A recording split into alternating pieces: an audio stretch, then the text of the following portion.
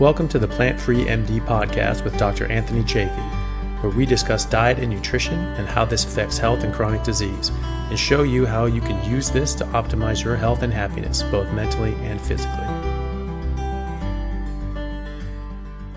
Hello, everyone. Thank you for joining me for another episode of the Plant-Free MD podcast. I'm your host, Dr. Anthony Chaffee, and today I have a very special guest, Dr. Eric Westman, who's joining me over from Duke University. Dr. Westman, thank you so much for coming on. It's such a pleasure to see you again. Well, thanks for having me. Yeah. Well, I'm sure that most of my listeners know who you are, but for those who don't, can you tell us a bit about yourself and what you do? Yeah, so I'm a professor of medicine at Duke University Medical Center in Durham, North Carolina. And I've been at Duke for about 30 years. Before that, I am an internal medicine physician. I guess that's my first degree. Went to Stanford University, the University of Wisconsin, and the University of Kentucky for my training, and then Duke University for fellowship training in what's called general internal medicine. For those in the medical world, they know that the general internists are the teachers. They're the ones who are the critics of other people within the medical world. Having worked in smoking cessation for about 10 years, my clinical practice was getting frustrating, and I was getting kind of burnt out in an internal medicine practice because my tools that I had really weren't fixing anything. So I went out into obesity medicine, got another sort of, it's not a degree, but it's a certificate program. And that was merging the low carb science that we started to do in right around the year 2000. And so for the last 15, 20 years, I've been practicing as an obesity medicine specialist, which really means I'm an internal medicine specialist as well. We reverse type 2 diabetes without medications. So we're I think, superior to most endocrinology diabetologists who are kind of still using the insulin and eat high carb diets, that sort of thing. So the keto world today is really a manifestation of the evolution of the science that we started to do back around the year 2000, and Jeff Volek at Ohio State University, and then those studies were replicated all over the world for obesity and diabetes. And I'm afraid, for better or for worse, we're partially responsible for the keto bread that's not really keto bread, but it's kind of the branding out there of keto being okay, is because the science on this has been going on and has been supportive really ever since the science started looking at it. Yeah, perfect. So how did you come to the ketogenic side of things? I know that you've written many books on ketogenic diets, rediscovering Atkins diets and things like that, and applying this to your patient base. But how did you first come to that realization that this is something that could really be helpful for your patients? Yeah, so as a clinical trial trained doctor, I knew how to design. I know how to design clinical trials, and so I'm an outcomes guy. So being in a clinic at a Veterans Affairs hospital, not seeing anyone get any results. I would send my patients to the dietitians for weight loss, and they'd come back heavier. So when two patients came to me having lost over 50 pounds on their own, this was remarkable. I mean, it's like lightning hits once, someone loses 50 pounds, but no, it hit twice, right? Within a circumscribed period of time, within memory. And so it was really by seeing two of my patients use the Atkins diet that woke me up to the fact that it could work. There were still lingering questions about the safety. And, once I started to talk to my colleagues, they would say, don't study that, it's terrible. And then I went to visit doctors who were using this. It didn't look terrible. And so as the science was assembled, it actually always looked good, which kind of leads me to I wasn't prejudiced. Or someone recently said, I had a curiosity and an open mind. Well, I mean, doesn't everyone? And then I've learned, no, not everyone does. So it was out of clinical practice that I learned this from my patients. Great. Well, it's great that you had that open mind, because not everybody does. I mean, I think it's what we should do. Obviously, as doctors, I mean, you need to look at this and say, "Wow, that's something different. That's something new. I should look into this." My mother's doctor was like that. She, with a low carbohydrate carnivore version of the keto diet, she reversed her type 2 diabetes in 2 months, came off all her oral medications, significantly reduced her insulin, then came off her insulin, and her HbA1c went from 8.9 to 6.1. And her doctor, was a very bright lady and very well trained, and she was also a very curious person. She said, "How the hell did you do this? This doesn't happen. Diabetes is only a progressive disease. It only gets worse. We can mitigate it and slow it down through these various methods, but it only gets worse. It doesn't get better. How the hell did you do this? What the hell did you do?"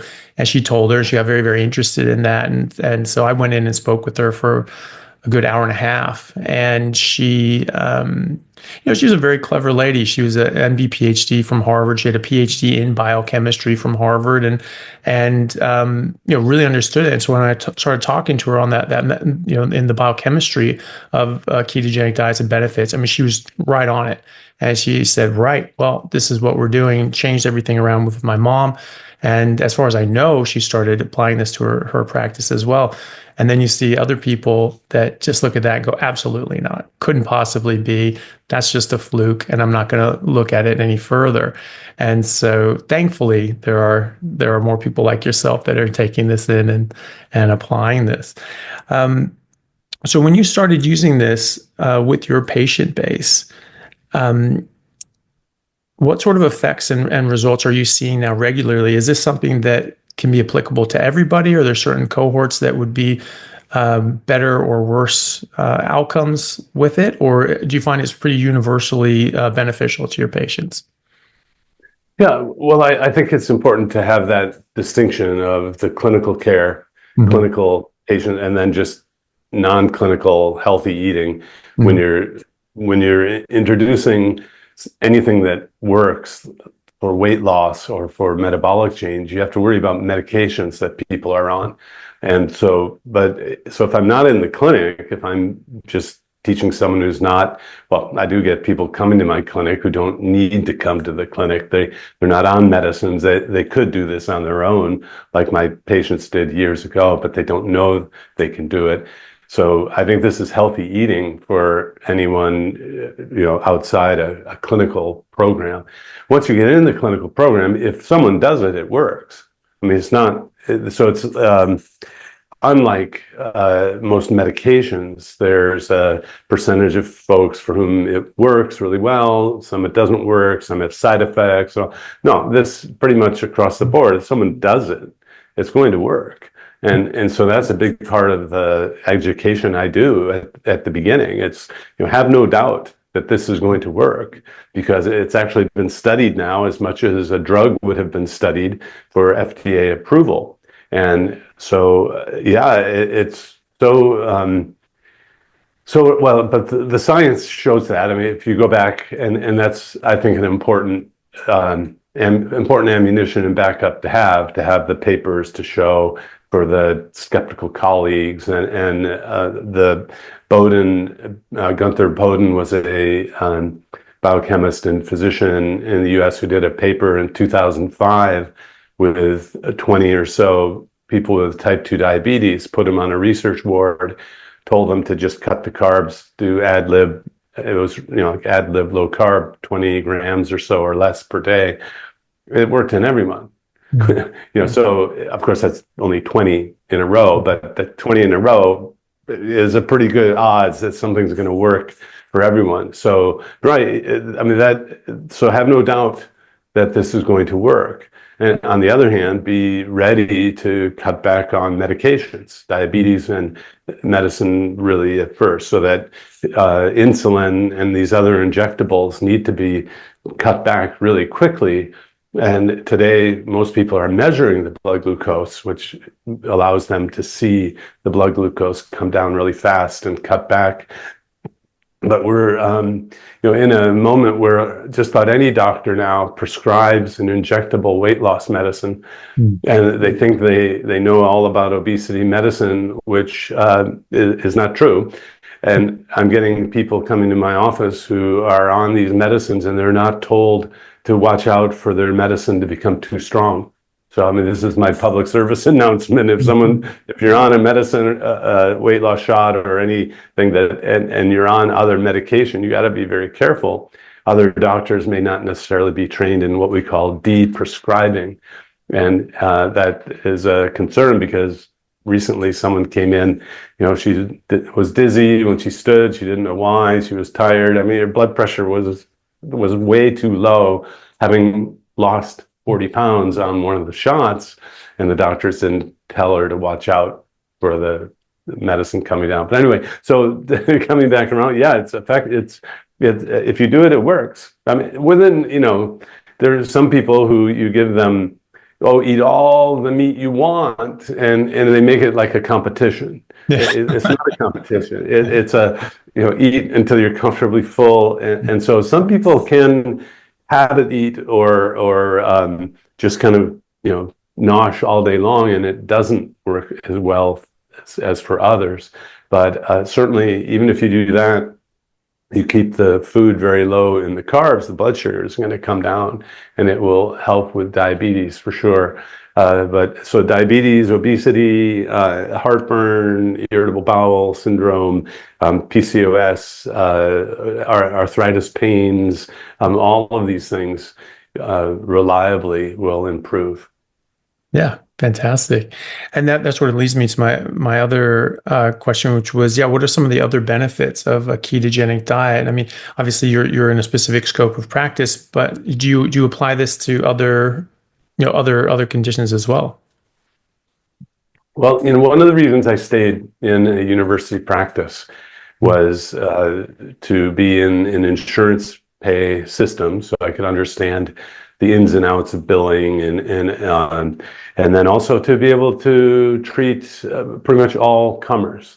So someone comes to me with 4 or 5 different diseases, they're on 10 or 15 medicine, bring them on. I mean, I'll handle it. And what's been fascinating is if you shift the body toward fat burning, so you cut the carbs out, and what I teach, I guess you could call it carnivore-ish, because what I was taught was, eat as much as you want to fullness of meat, poultry, fish, and shellfish, and eggs. And then, 2 cups of leafy greens, 1 cup of a non-starchy veggie. It's under 20 total grams per day. I joke that it's carnivore-ish because carnivore I see as a metabolic subset of the low-carb kind of in keto approaches. So when your body starts burning fat, amazing things can happen. And in fact, people themselves find them in a couple instances, they've fixed themselves when the medical community was kind of at odds with what they were doing. One example is the community of type 1 diabetes. Of course, many of them follow Dr. Richard K. Bernstein's approach. He has type 1 diabetes himself, and a father of someone with type 1 developed a Facebook group, and we actually surveyed this Facebook group of super users of low carb for type 1, and it was truly remarkable how good the blood glucose control could be, how parents weren't worried about the low blood sugars at night anymore. And the paper that David Ludwig and the Harvard group had validated the doctor lab values. Basically was the most cited journal in the journal Pediatrics that year. So the type 1 community figured this out. The McArdle disease is a even rarer, type 1 I would say isn't rare, but McArdle disease is a kind of glycogen storage disease, meaning the body has trouble storing glycogen, making it, and so storing sugar. Mhm. So for years, for the last 50 years, the medical experts would say, wake up the children at night and feed them sugar, feed them starch, because they can't store sugar. Mm. And so I met four individuals with McArdle at a meeting. One of these, it was a Society of Metabolic Health, the Low Carb USA meeting in San Diego. And I said, get up and tell your story. And they found that they could now walk up mountains where before they would feel exhausted after walking 50 feet. They, one of the people told me the story. She would pretend to tie her shoe when really she was just exhausted. She'd pretend to window shop because she was just exhausted. One of the gentlemen told me that he ran for a train and became had rhabdomyolysis, had Oh, total wow. muscle breakdown with CPK elevation, kidney failure, hospitalization. That Jeez. was totally transformed when they didn't eat carbs. Mm. Now, they didn't know it, but what they were doing is shifting their body to fat utilization, fatty acids, and ketones. And the muscles love to run on fatty acids and Yeah. ketones.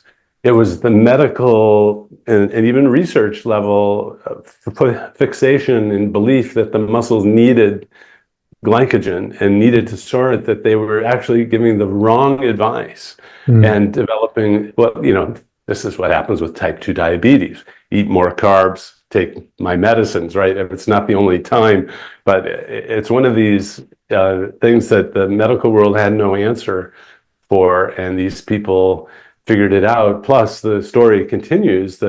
One of these people wrote a case series on it, and I helped them get into literature. And then now the world's experts on McArdle have shifted, and they're Oh, great. studying low Yeah. carb keto diets.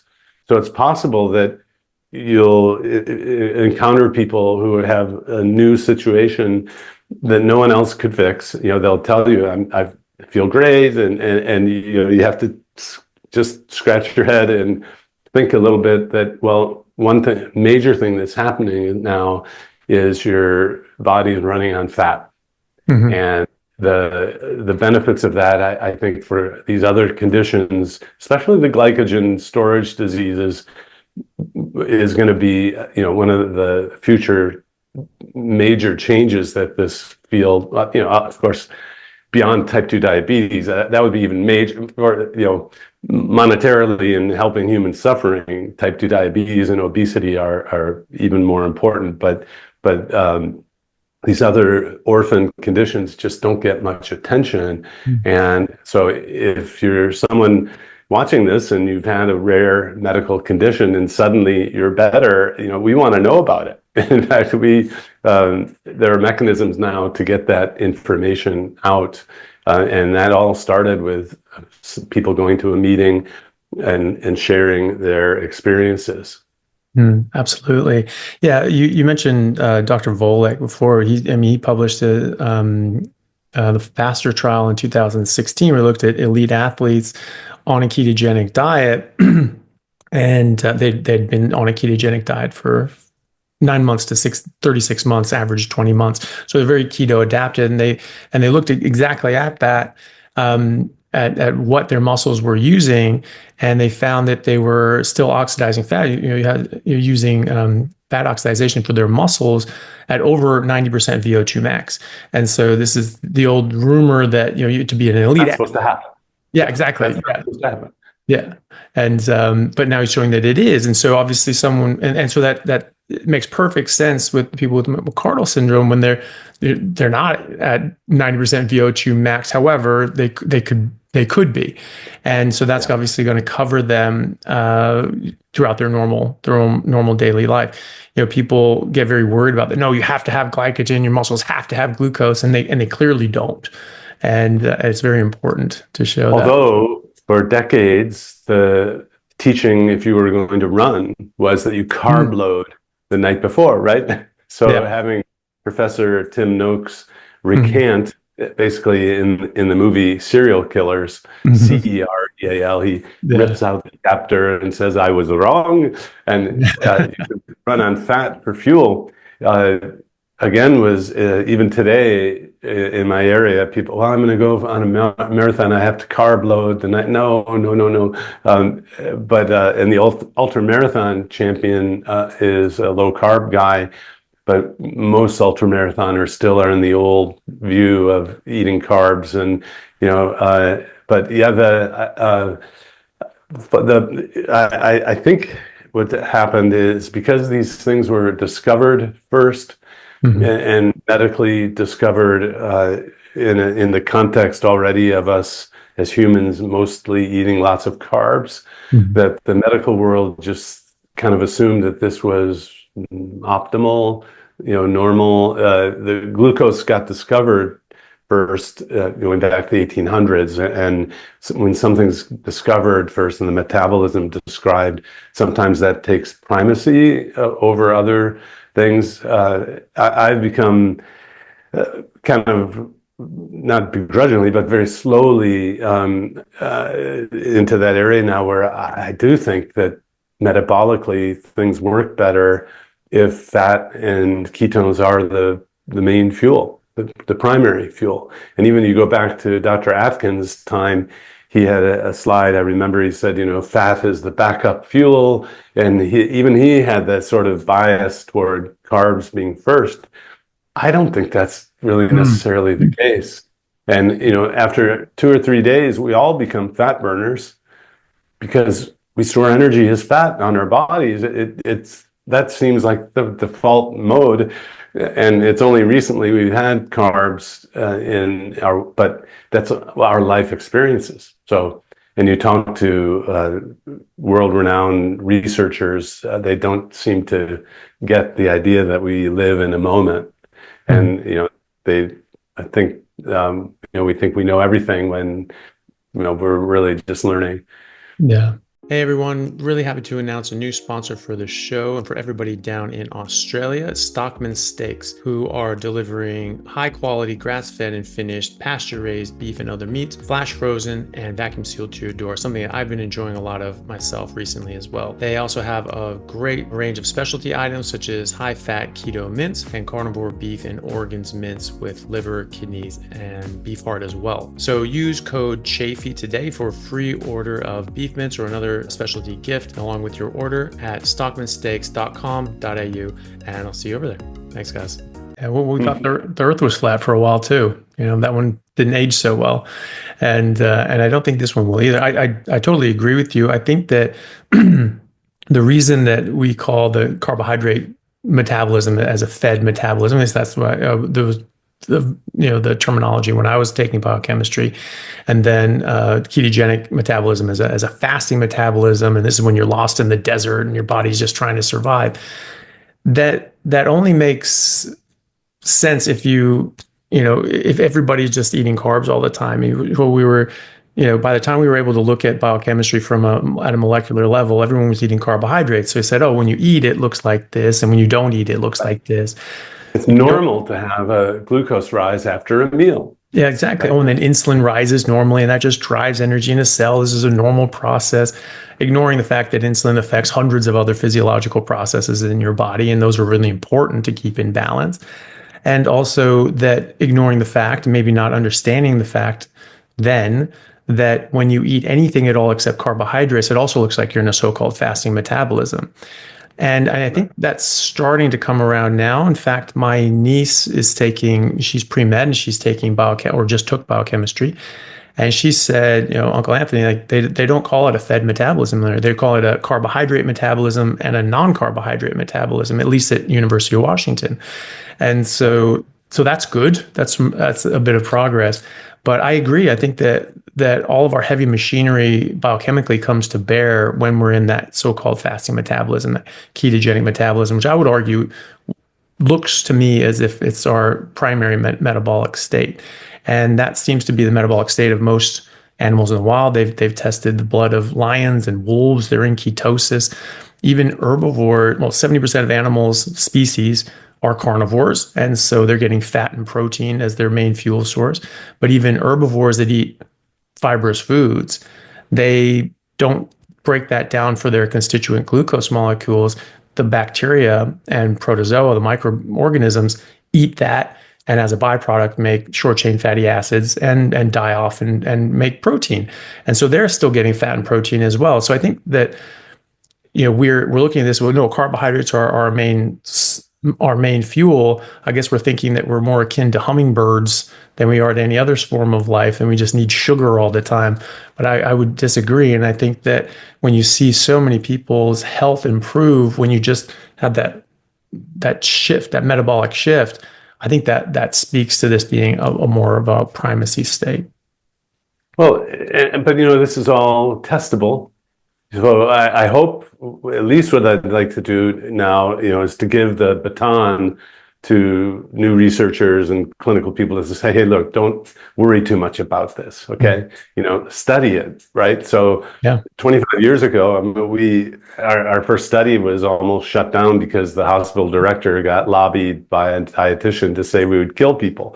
Well, my friends on the research committee just sanctioned me to do more reports to say, is everyone still alive? It was just a 6-month study of low carb. Yeah. But back then, it was a heightened awareness and sensitivity to it.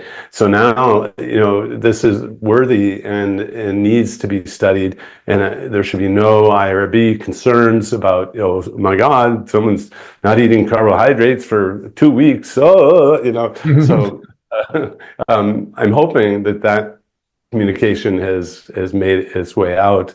And I mean, for those of you who are doing this, and I still think that we should monitor, see a doctor every now and then, and maybe look at the blood levels a little differently. But it's not like I have been telling people to do low carb, keto, carnivore-ish diets, and then don't see you in 20 years. I mean, I follow people. I help them get off medicine, and some people even need to come in every year to just make sure that everything's still okay, and even to come to a safe place where I'm not giving them a hard time about not eating carbs. That's still kind of frustrating that a lot of the medical world is still giving pushback about this. I understand if you have a different agenda and you're worried about the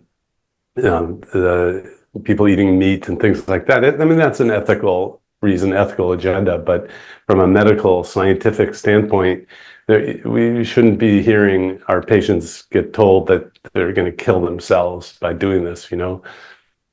Yeah, definitely.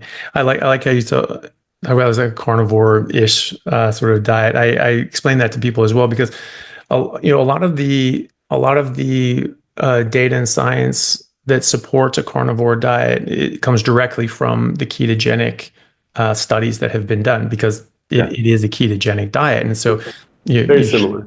Yeah, exactly. And so you should be able to get similar results on a ketogenic carnivore diet as you do on another ketogenic diet. I've described ketogenic diets as carnivore with a side salad, and that's how I sort of get that across to people. And they're like, oh, okay, that makes sense.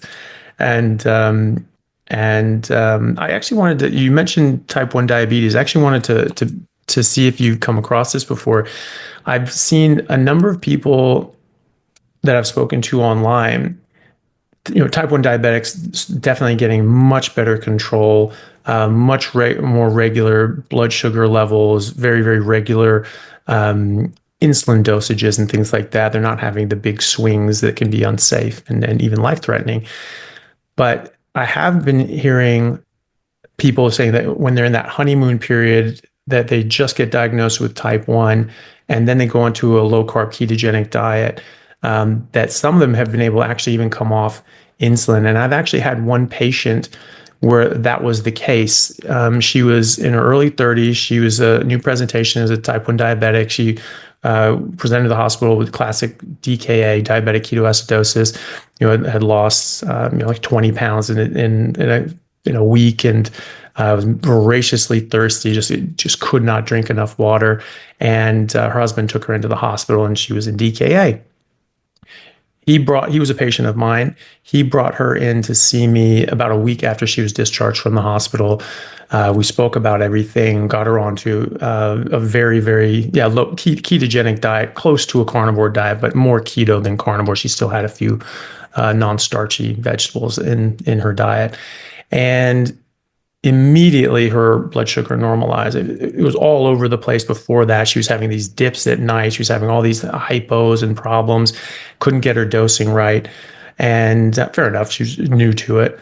But as soon as she went ketogenic, it just leveled off, completely leveled off. And she was using very, very clear, defined amounts of insulin and then steadily less. And so I started checking her C-peptide.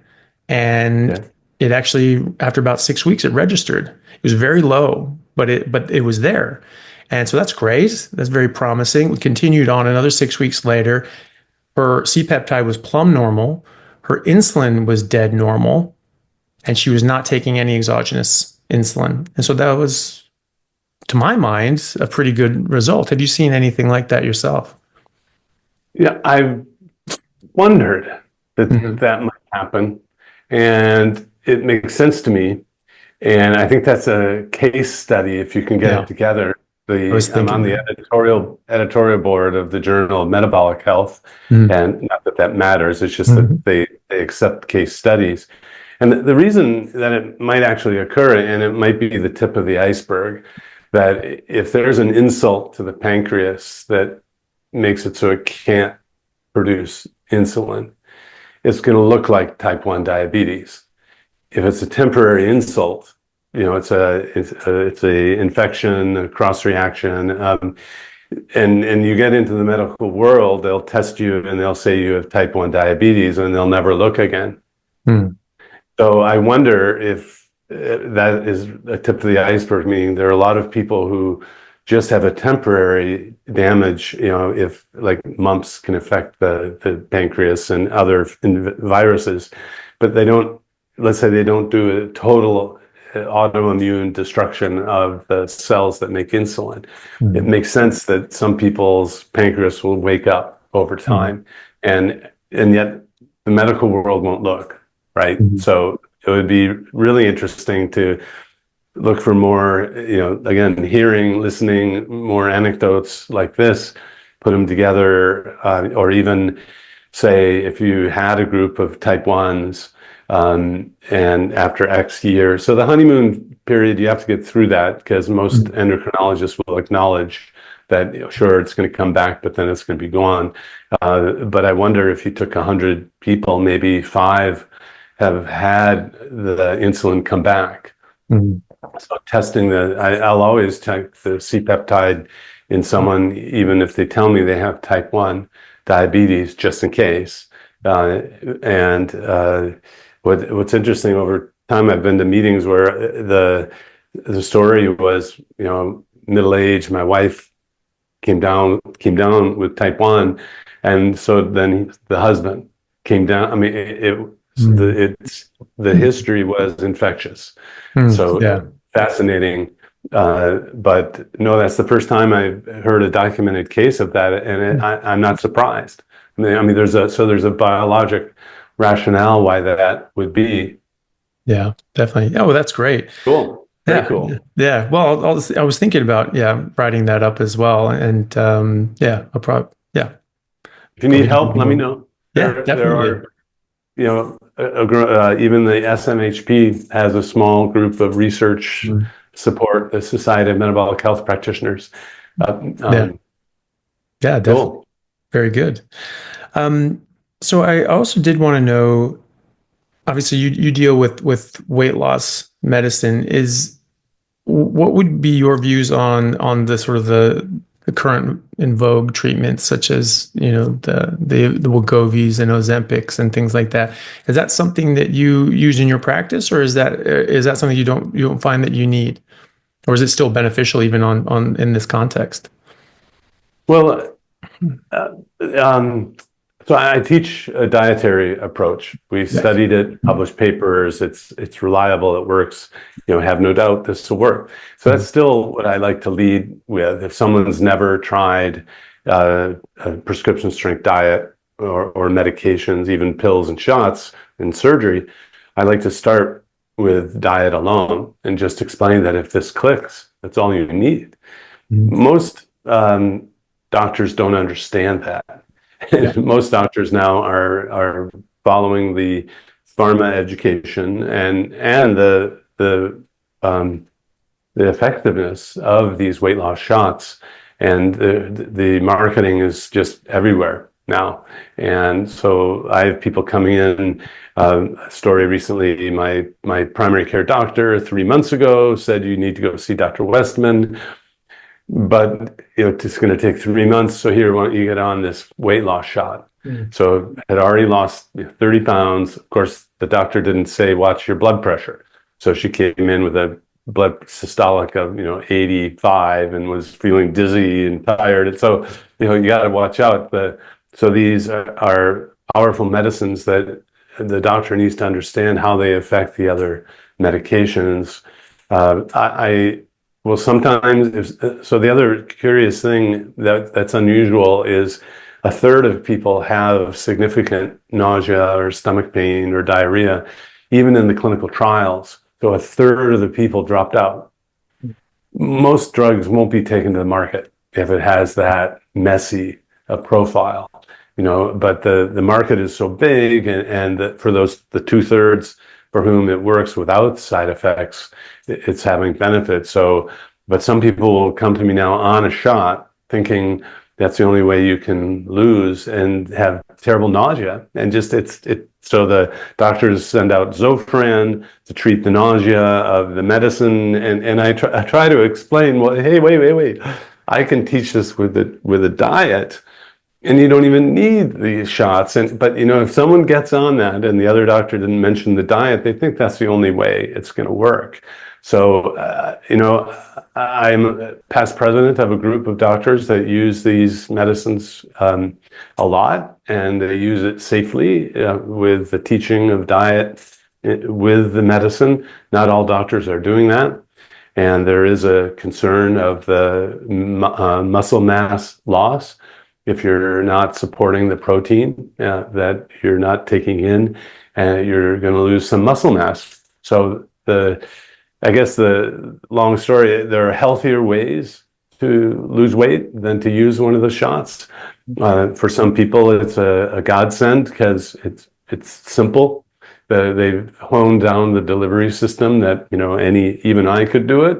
Even a doctor could inject, which I'm not a surgeon. Sorry, so you wouldn't understand that one. But I think there's going to be kind of on balance in general that it'll be more good than harm.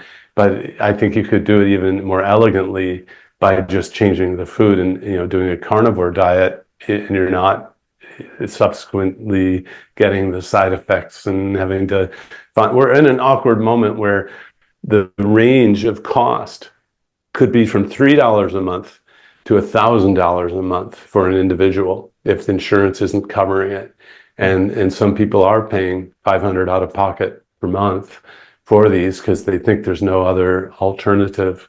I go to the weight loss meetings with other doctors who use this called the Obesity Medicine Association, and the concern, or what I observe, and it's just, I guess, an evolution of the field. The medicines have now influenced the meetings so that as you might expect, that now the booths are big and the doctors get free meals at the dinners, and it's like Midas has come through with the gold touch to make the doctor meetings nicer and better. And of course, that's going to make these doctors prescribe medicines more. But I think there's going to be more good than harm. Although I have concerns, and I think you want to use one of these medicines with someone trained in obesity medicine, not just the family doc saying, "Here, take it." Yeah. Yeah, well, I would agree. And especially with the dietary advice as well, because I think that's such a big part that's missing from using these weight loss drugs or even the weight loss surgeries. I know people who've gotten these surgeries done. I've had patients that have gotten these surgeries done or have been on the Ozempics, etc. No one talks to them about proper diet and lifestyle. In fact, I had one person I know had this weight loss surgery, and they formed a stricture, and so it was a very narrow opening from their stomach to their small intestine, and they couldn't really eat much of anything. And so the dietary advice was you just need to drink a lot of soda and ice cream and just get as many carbs and sugar as you can because you need at least 1,200 calories. I was like, where are the nutrients? Why? And so you're telling these people to, it doesn't, the calories are the only thing that matter. Nutrients, can take a wash.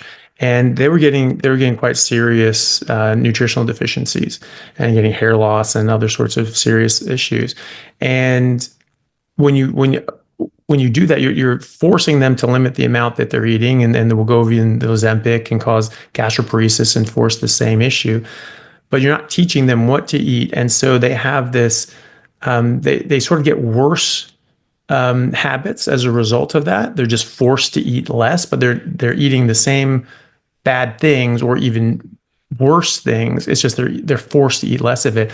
And I think at the end of that, when you come off the Ozempic or the Wegovy, or you start stretching out your stomach again after a gastric sleeve, you have these very bad eating habits, and then that's typically why people regain this weight and they lose muscle mass, they lose lean body mass, and then they regain all of this adipose tissue and this fat. And I think that's likely why. I mean, I think if you're going to do a surgery or an Ozempic, that you have to do it in conjunction with a healthy lifestyle and diet. Otherwise, what's the point? Well, you're spot on, and unfortunately, that's not the norm. So if you have weight loss surgery, you like at the Roux-en-Y gastric bypass, you don't have to really say anything about food. I mean, people will lose 180, 200 pounds over the next 2 years pretty reliably. And so from the surgeon's standpoint, I could understand, well, it's not a surgical problem anymore, right? But then when the weight loss stops, generally the surgeons don't want to hear from the patient because they want to operate, and some will, some won't. And so we want people who have had weight loss surgery to come to obesity medicine doctors, where we will welcome you with open arms and teach you how to maintain and even lose more weight. I mean, it's very unusual for someone with weight loss surgery to achieve their high school weight. I mean, no one's taught them how to do that. And we see that not uncommonly teaching lifestyle, because it'll continue to go down. But yeah, so that's the same concern with very low calorie diet programs, the bar and shake programs, the weight loss medicines, that if no one teaches you how to sustain it, it's just going to come back. And of course it plays into the drug companies' hands where, well, we'll just keep you on it forever. And they've already kind of anticipated this with clinical trials that show, well, if you randomize then people to placebo or the real thing out here, people regain the weight. So we'll just keep them. Well, but you didn't teach them how to eat. So why not teach people how to eat up here? They'll lose the weight using the food-based diet program, and then they'll also maintain it. But, it's kind of like the Wild West out there still, cowboys, and, you can say without recourse that surgery is the only thing that works. I see that, and it's not true. But if you're, it's kind of like car salesman. My car is the best. Well, there are a lot of cars that work, a lot of programs that work.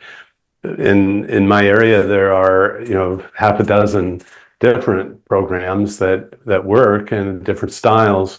But you want to be in one that will help you not only lose the weight, but also sustain the weight loss.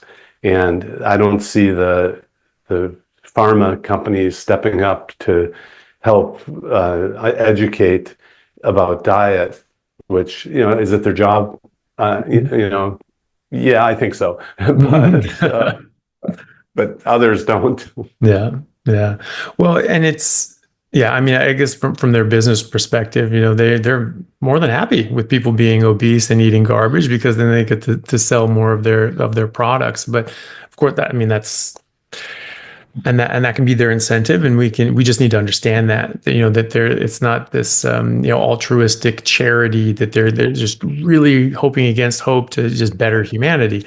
It's a business model, and that's fine. We just need to recognize it for what it is, and if we want a cure, if we want a long-term solution, and just a solution in general, we can't really rely on them to do that.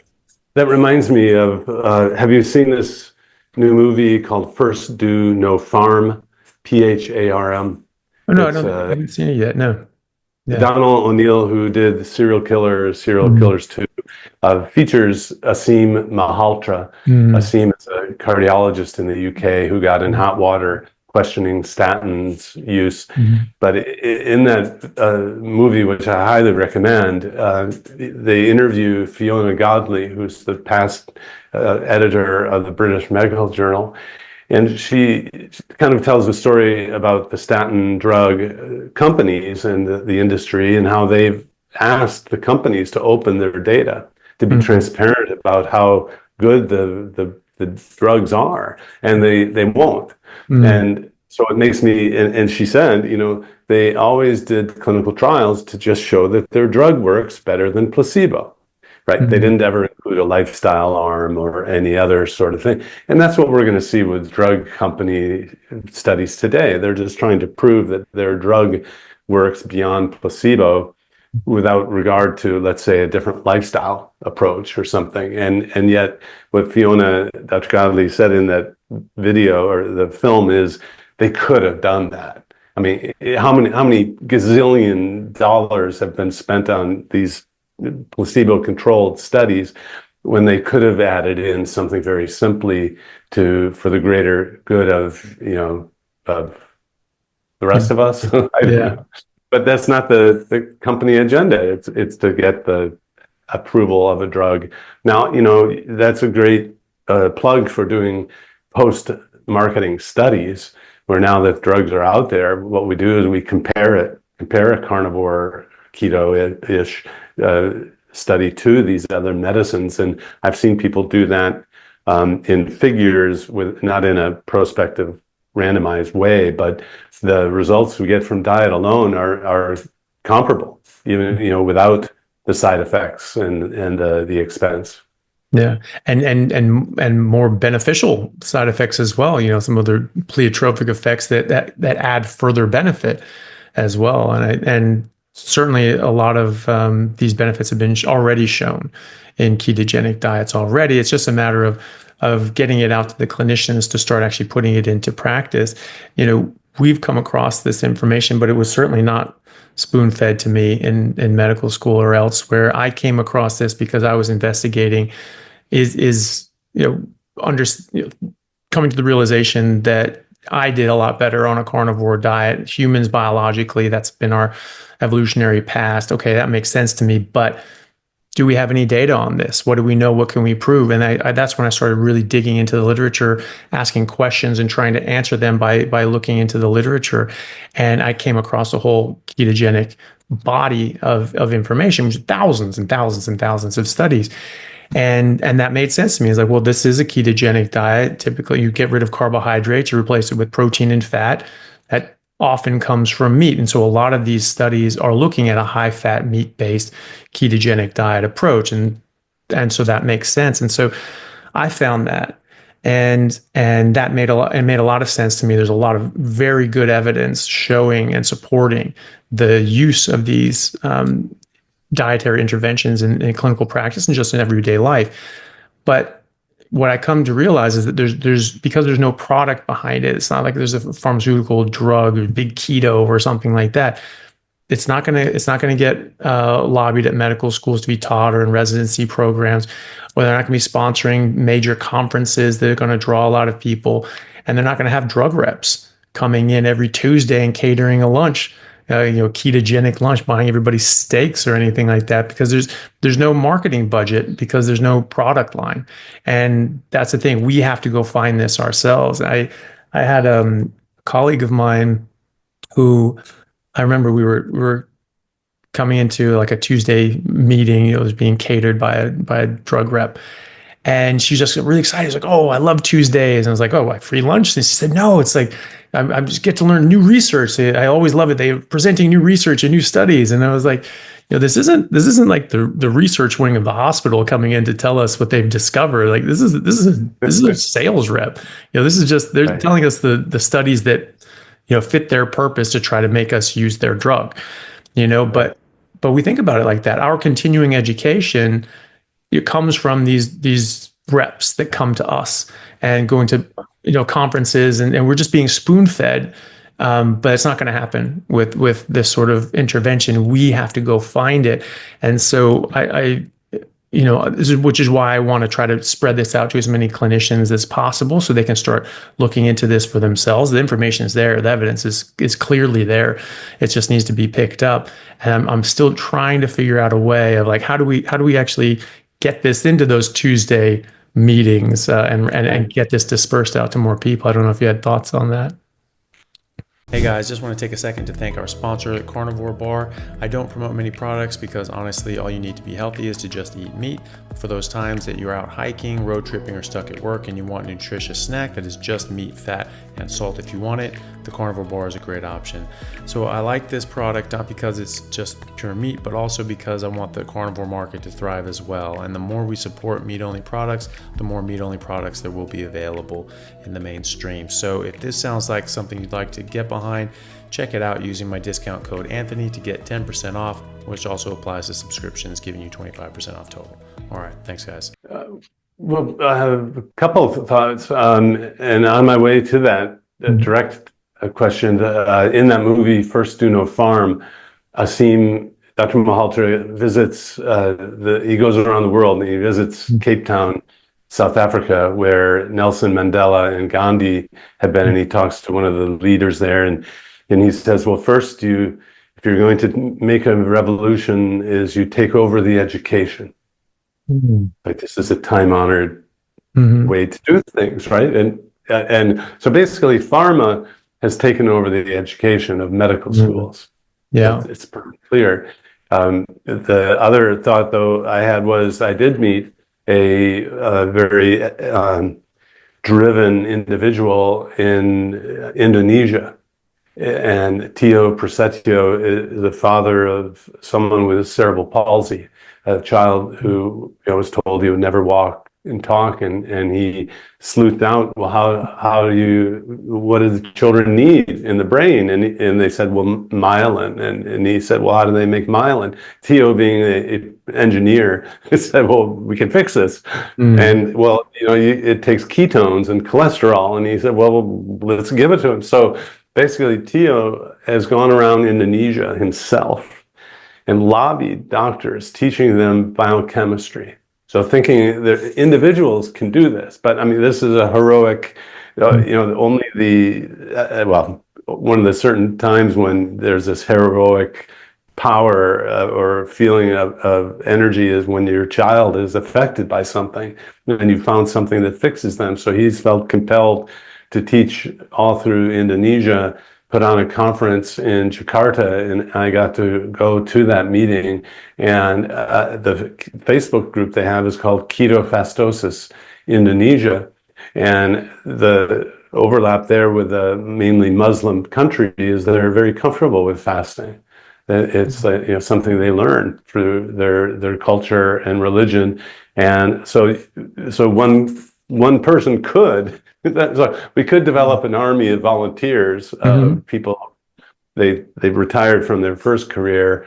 They are now 70, and they have all this energy now because they fixed their medical issues. Well, let's put them in an army to teach. It doesn't have to be a pharma company, or there doesn't have to be a lot of money involved to do this. But that's Tio's experience, which it was pretty amazing to hear. yeah, that'd be great if we get some people around to go and spread this around. I would volunteer if we could get that going. But you have to bring food, right? Yeah. I mean, the doctors are accustomed to being fed. unfortunately, in my area, it's the fancy steakhouse. But if you have leave-behinds at the office, I mean, I'd love to have that yellow book edited by Nutrition Network and Prof Noakes, the ketogenic textbook. I'd love to have that sent to department chairs or doctors locally, or certainly if you want to influence your doctor, give them a present at the office, have it be that yellow textbook, although it is, $100 or something. Mm-hmm. So, but educating, that, I guess that's my still belief that this can be solved. But solving something is the answer for having things change. So when we can fix things that the medical establishment can't, that's when people will gravitate toward this. Is that we just have to make the awareness be that you don't have to have type 2 diabetes. You don't have to be on those medicines. And I think showing that we can do that and they can't is going to be how this area wins. Yeah, absolutely. So just to wrap up, I'm conscious of your time, but I did want to ask you one thing, because it's something that comes up all the time. People go into a ketogenic diet and all these things are getting better. Their diabetes is getting better. Their metabolic markers are getting better. Their blood pressure coming down. They're coming off medications, but then their doctor checks their LDL and goes, oh my goodness, you have hypercholesterolemia. You're going to die. This is going to kill you. And people get very worried about that. Coming from, professor of medicine at Duke, what would be your response to that? Yeah. So take a deep breath. Tell your doctor to take a deep breath. And what you want to do is learn about a syndrome called metabolic syndrome. So the old way to look at a cholesterol panel is to focus on the total and LDL cholesterol. The new way is to look at the triglyceride and HDL cholesterol. So I'll just pull up those 4 labs over time and cover 2 of them the old way.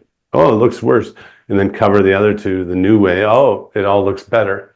So you have to have the ability to just insert the knowledge about the new way to look at the cholesterol panel, and then most people will follow. Although in my clinic, if someone's doing a low carb, keto, carnivore approach for a decade or longer, which they have, I don't focus so much on the cholesterol anymore, and I'm going more directly to measuring the arteries themselves. So in our area, we can get ultrasounds of the arteries at low cost, but people have to pay for it.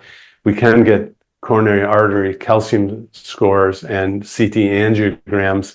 They're a little more expensive, but the testing for these diseases is the way to go, because I've seen people with no arterial disease at all be put on a medicine for a cholesterol level. So I teach my people in my tribe to repeat after me: cholesterol is not a disease. Cholesterol is not a disease.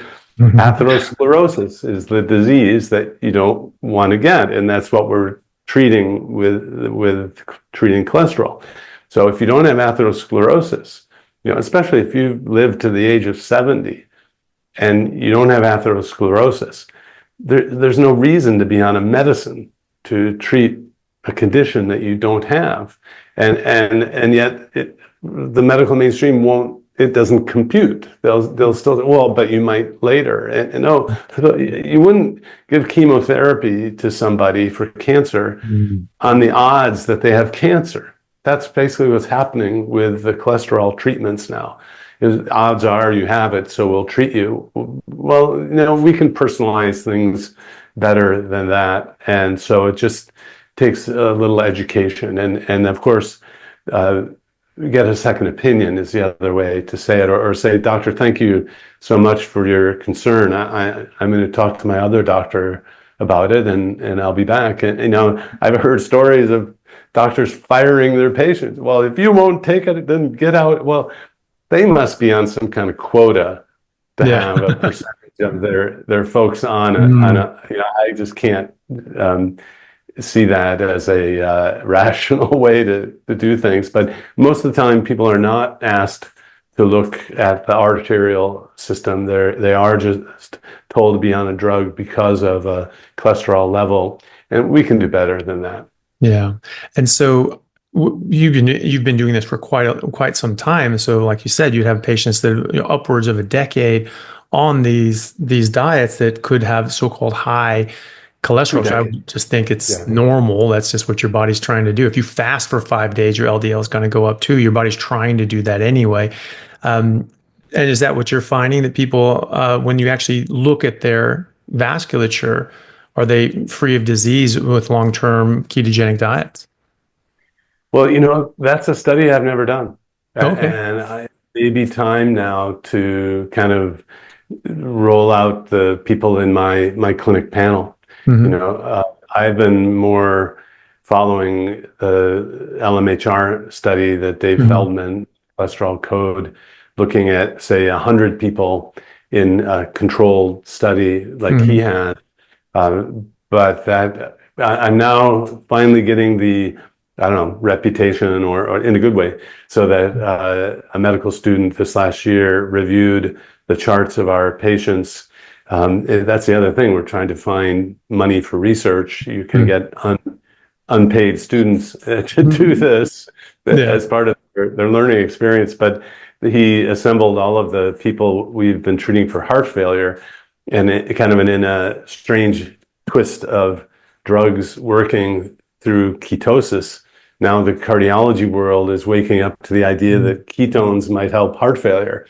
So so he said, well, this is it. He put together 150 people that we had with some sort of heart failure, and no, there weren't miraculous changes, but the idea is that it was tolerable, and people lost weight, and that whole story about the SGLT2 inhibitors, which cause glucose in the urine and also ketosis, I think it's pretty established now that it helps heart failure through ketosis. And now it's a matter of percolating through to the cardiologists that you can actually achieve ketosis without that medicine. It's called keto. It's called carnivore.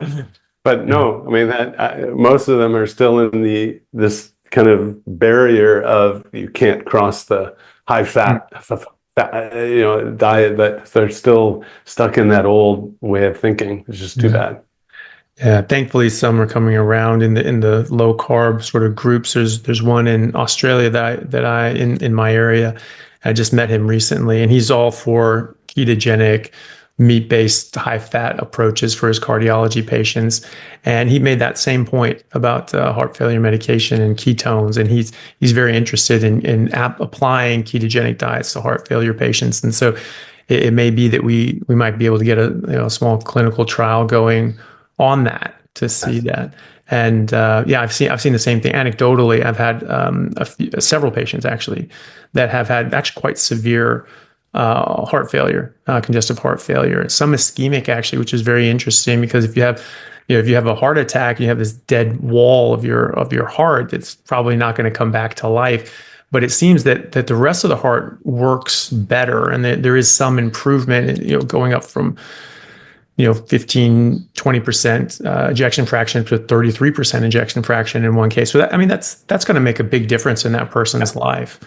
And I've seen 20 to 50, 20%, 50%. And of course there was a 140-pound weight loss along at the same time, but that's okay too. I mean, that's the other thing. As I presented this years ago, people were like, well, you're doing too much. We don't know what the mechanism is. And but so the diabetes is gone and the weight's down. What's wrong with that?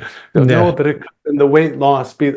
I never was so much a stickler on the mechanism. I'm more of an outcomes kind of person. And in a recent study of the heart function and heart fuel utilization, the muscle itself runs on fatty acids and ketones. But in that paper, in the abstract, they wrote we were surprised that very little glucose was used. And, don't write that in a paper. I mean, it basically shows your ignorance that, the heart knew it all along. Hmm. The heart knows that so anyway, I Yeah. think they were just trying to emphasize the shock that, the heart does great Yeah. with fat.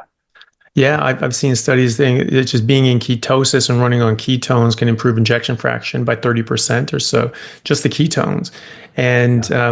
in that case, the lady went up 15 or so points, 15, 20 points. That was with an ischemic case. I mean, she had had a massive heart attack and had heart failure as a result of that. And then other non-ischemic cases, I've seen even more dramatic improvements where one gentleman went from 14% ejection fraction to completely normal cardiac function in I think it was just less than 6 months. Very strict, but it was massive You improvements. know, there's kind of a strange irony or deliciousness in the fact that the very diet that was thought to be the most harmful Hmm. is the Yeah, best. yeah, There's so many things that, like the food pyramid needs to be turned totally upside down, and then it's the best. yeah, yeah. It is funny. Yeah, it is. It's a bit of sweet irony. That's yeah. I got to Unfortunately, throw a around. lot of collateral damage along the way. But Unfortunately, yeah, yeah, absolutely. Well, Professor Westman, thank you so much for your time. I could talk to you all day, but I don't want to monopolize your time. I really appreciate you taking the time to come out and speak with us. Please let us know where we can follow you and find more of you and support your work and find your books. well, and thanks for having me. I really love what you're doing. Well, I have an important announcement for those who have pre-diabetes or type 2 diabetes. I have a free live webinar coming up on February 10th. Great. And about the labs. It's live. I go over the A1C, the glucose, but also triglyceride, HDL, and how low carb, carnivore, keto can reverse type 2 diabetes. And so that's a free live seminar on labs for diabetes on February 10th. And you can learn about that at my website, adaptyourlifeacademy.com. You just sign up for the free live seminar there, and we'll get you in touch. But it's exciting to teach this to people, and more people are interested, which is fantastic. Perfect. Well, I'll make sure all those links go up, and I will try to get this up in the next week or so we can get it before that conference so we can help publicize that. Great. Fantastic. Professor Webster, thank you so much for your time. I really appreciate it. Take care. Take care. Hey guys, thank you very much for taking the time out to listen to what I had to say. If you like it, then please like and subscribe to my YouTube channel and podcast. And if you're on YouTube, then please hit that little bell and subscribe, and that'll let you know anytime I have a new video out, which should be every week, if not more. And if you could share this with your friends, that would help me get the word out and let me know that you like what I'm doing. Thanks again, guys.